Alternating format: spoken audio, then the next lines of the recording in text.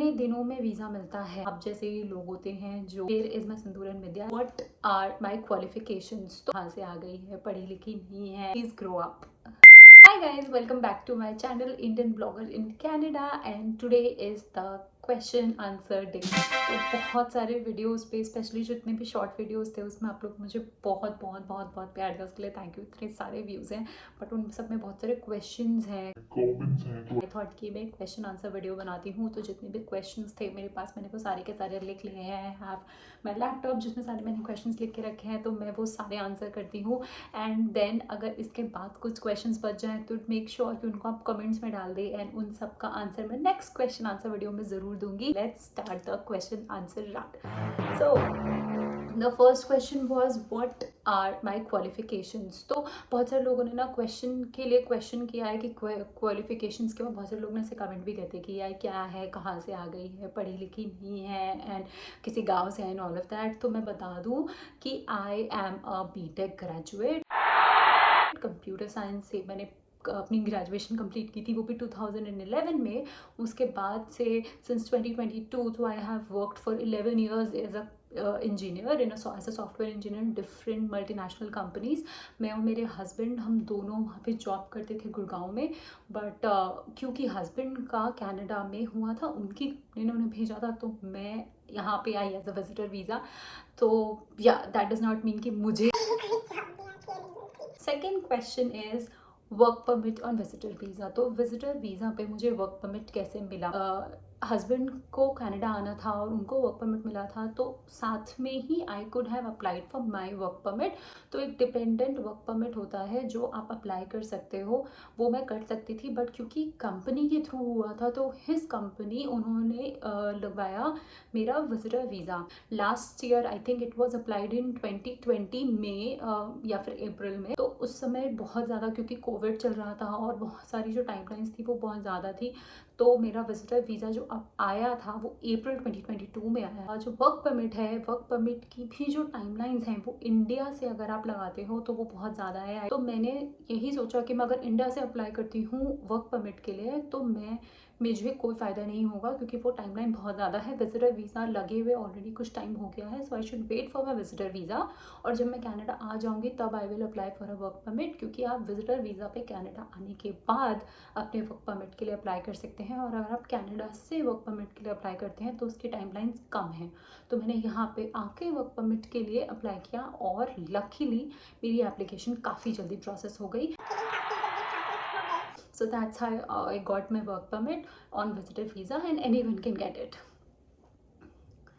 Have I given any IELTS exams? So नहीं। अगर आप यहाँ पे एक डिपेंडेंट वर्क परमिट लगाते हो तो आपको कोई आइल्स का एग्ज़ाम नहीं देना पड़ता है। आइल्स का एग्ज़ाम अगर हमें अभी पीआर के लिए अप्लाई करना होगा तो हमें देना पड़ेगा, बट अभी नहीं देना है। और ना ही मेरे हस्बैंड ने दिया क्योंकि उनको कंपनी से ऑफ़र आया था। तो अगर आप खुद से अप्लाई करते हो तो ज़रूर आपको आइल्स का एग्ज़ाम देना पड़ेगा। नेक्स्ट क्वेश्चन, विजिटर वीज़ा पर जॉब मिल जाती है क्या?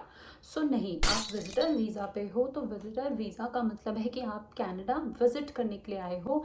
आप उसमें कनाडा में ऐसा कोई काम नहीं कर सकते जिससे यू कैन अर्न, तो आप कनाडा से कोई पैसे नहीं कमा सकते। Next question was sindoor, where is my sindoor and vidya, and I was like but मैंने सोचा कि मैं इस क्वेश्चन का जवाब ज़रूर दूंगी। तो नहीं है यार, कोई सिंदूर, कोई बिंदिया, कोई मंगलसूत्र नहीं है, but that does not mean that married नहीं हूँ या मैं अपने हस्बैंड को पसंद नहीं करती। यार ये सब चीज़ें प्लीज़ ग्रो अप। किसी को आना हो कहाँ विजिट करें और कैसे आए? तो कनाडा में अगर किसी को आना हो तो डिपेंड करता है कि आपको पहले किस लिए आना है। अगर आप किसी रिलेटिव या किसी फ्रेंड से मिलने आए हो एज अ विजिटर वीज़ा पे आना चाहते हो तो आप सिर्फ एक विजिटर वीज़ा के लिए अप्लाई करो, ऑनलाइन अप्लाई करो। एक ऑनलाइन पोर्टल है विजिटर वीज़ा के लिए, वहाँ पे अप्लाई करो। आप जिससे मिलने आ रहे हो उसके आपको काफ़ी डॉक्यूमेंट्स लगेंगे और आप आके यहाँ पे घूम सकते हो, मिल सकते हो। बट अगर आपको जॉब करनी है तो उसका एक बहुत ही डिफरेंट प्रोसीजर है। उसके लिए आपको एक वर्क परमिट चाहिए और वर्क परमिट भी बहुत डिफरेंट टाइप्स के होते हैं।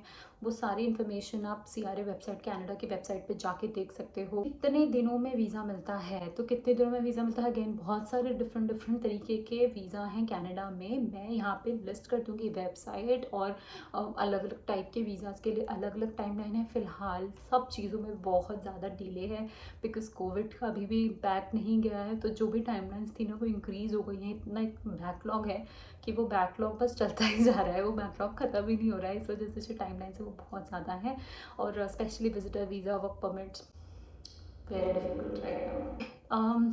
तो अभी मैंने रिसेंटली एक वीडियो डाली थी जिसमें मैंने घर से रिलेटेड बताया था कि यहाँ पे घर कैसे होते हैं कनाडा में और ये सब कुछ होता है। तो उसमें ना बहुत सारे लोगों ने कमेंट किया कि यार आपका रेंट कितना है, आपका रेंट कितना है। और दूसरा क्वेश्चन बहुत ज़्यादा था कि रेंट पे क्यों कुछ नहीं करा, और आप जैसे लोग होते हैं जो रेंटेड घर में रहते हैं और उनको हम अपना रेंट पे कभी ना दें, और इंडिया वाली मेंटालिटी है कि रेंट के घर पे कुछ नहीं करना। तो पहला क्वेश्चन कि रेंट कितना है, तो यहाँ पे ना घर बहुत ही डिफरेंट तरीके के होते हैं। यहाँ पे कुछ अपार्टमेंट्स भी होते हैं, बट मोस्टली यहाँ पे टाउन हाउसेस होते हैं। टाउन हाउस का मतलब है कि आपको एक फ्रंट यार्ड मिलेगा, एक बैक यार्ड मिलेगा और एक घर मिलेगा। जैसे ये मेरा रूम है, ऐसे रूम्स होंगे, किचन होगा, तो it's like a full fledged जैसे घर होता है ना 3 BHK, पर वो ज़मीन वाले घर, मतलब दिल्ली गुड़गांव वगैरह में जैसे वो अपार्टमेंट टाइप के या डबल फ्लोर ही होते हैं, उस टाइप के नहीं होते हैं, थोड़ा डिफरेंट होता है। मैंने दूसरी वीडियो में दिखाया, आप देख सकते हो। मैं होम टूर भी बनाऊंगी, अगर चाहिए तो मुझे कमेंट करना।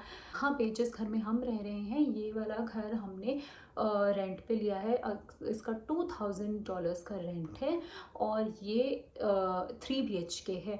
तो डिपेंड करता है कि आप कैसा लेते हो, बहुत सारे अलग अलग कैटेगरीज में, और डिपेंड करता है लोकेशन में। हम शहर में नहीं रह रहे हैं, हम शहर के थोड़ा दूर रह रहे हैं, जैसे इसको हम सबर्ब्स बोलते हैं। क्योंकि ऑब्वियसली अगर आप मेन शहर में रहोगे तो वहाँ पे महंगा मिलेगा, ऑब्वियसली वहाँ पे बहुत ज़्यादा फ़ायदे हैं रहने के, बट क्योंकि इट वाज वेरी कॉस्टली। यहाँ पे शेयरिंग का बहुत कॉन्सेप्ट होता है कनाडा में, बिकॉज सब कुछ इतना महंगा है। स्पेशली जो इमिग्रेंट्स होते हैं, वो जो बाहर से आते हैं, मतलब एक इंसान को आना है इंडिया से, तो आप शेयरिंग पे कर लो। शेयरिंग पे आपको एक रूम मिल जाएगा किसी एक 3 BHK में, और आपको $700 से $800 के रेंट में ऑलमोस्ट मिल जाना चाहिए। अगर मैं ये ऑटवा का बता रही हूँ जहाँ मैं रहती हूँ, मुझे ज़्यादा एरियाज़ और ज़्यादा सिटीज़ का आइडिया नहीं है, बट 700 से 800 में एक अकेला इंसान आराम से रह सकता है। अगर आप एक कपल हो तो भी आप शेयरिंग पे रह सकते हो। शेयरिंग पे रहोगे तो आपको 1200 से 1300 में शेयरिंग मैक्सिमम मिल जाएगा ऑटवा में। अगेन ऑटवा में, मुझे बाकी जगहों का नहीं पता, तो वो आपको मिल जाना चाहिए। हम भी यहाँ पे 2 कपल्स रहते हैं इस 3 BHK में, तो हम लोगों ने 2000 का ले रखा है। अब दूसरा क्वेश्चन कि यार रेंट पे हमने कुछ अच्छा नहीं करा, हमने अपना घर सुंदर नहीं कर रखा। सुंदर एज इन हमने साफ सफाई नहीं कर रखी है, हमने खराब कर रखा है, हम दीवारें खराब कर रहे हैं, सब कुछ नहीं है। हमने सब कुछ साफ करा हुआ है, सब कुछ है, बट हमने अपने फ्रंट यार्ड और बैक यार्ड को सजा नहीं रखा। अब जब आप किसी को कमेंट करते हो ना यार, तो बहुत सोच समझ के करना चाहिए। मुझे लगता है अब थोड़ा सा दूसरे को ना सिर्फ लिखने के लिए मत लिखो, थोड़ा सोच समझ के लिखो। अगर हम 3 महीने में, ये हमारा दूसरा घर है, हम ऑलरेडी 2 बार घर चेंज कर चुके हैं। एक तो यहाँ पे शिफ्टिंग बहुत डिफ़िकल्ट है, बहुत डिफ़िकल्ट है, बहुत ज़्यादा पैसे लगते हैं। इंडिया की तरह नहीं है, मूवर्स एंड पैकर्स 10,000 रुपये में सब कुछ शिफ्ट कर देते हैं, नहीं, यहाँ पे बहुत बहुत कॉस्टली है सब कुछ। उसके बाद शिफ्टिंग इज़ डिफ़िकल्ट। उसके बाद अभी हमें पता भी नहीं हमको यहाँ पे कितना दिन रहना है। हम फ्रंट यार्ड को सजाने के लिए हमें वहाँ के लिए टेबल्स लेनी पड़ेंगे, चेयर्स लेनी पड़ेंगी, या फिर हमें वहाँ पे गार्डनिंग करनी पड़ेगी। गार्डनिंग करने के लिए प्लांट्स खरीद के लाने पड़ेंगे, सीड्स खरीद के लाने पड़ेंगे, हम उसे उगाएंगे।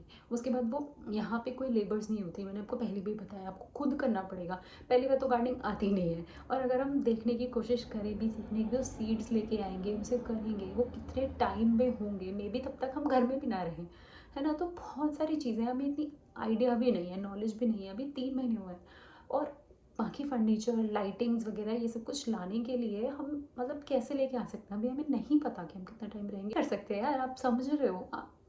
इसलिए ये मत बोलो कि नहीं ये टिपिकल इंडियन मेंटालिटी है कि दूसरे के घर में है तो साफ तो अच्छा नहीं करके रखेंगे, ऐसा कुछ नहीं है। जिस कमरे में मैं रहती हूँ, मैंने वहाँ के लिए लिया है, हम एक नॉर्मल लाइफ जीते हैं, बट अब सब कुछ नहीं कर सकते इतने कम टाइम में, specially when you don't know कि आप यहाँ पे कितने टाइम तक रहोगे। मे बी अगर मैं एक ऐसा घर ले जहाँ पे मुझे पता है कि मैं अगले 1 साल के लिए, 2 साल के लिए रहने वाली हूँ, तो फिर हम उसमें चीज़ें प्लान कर सकते हैं।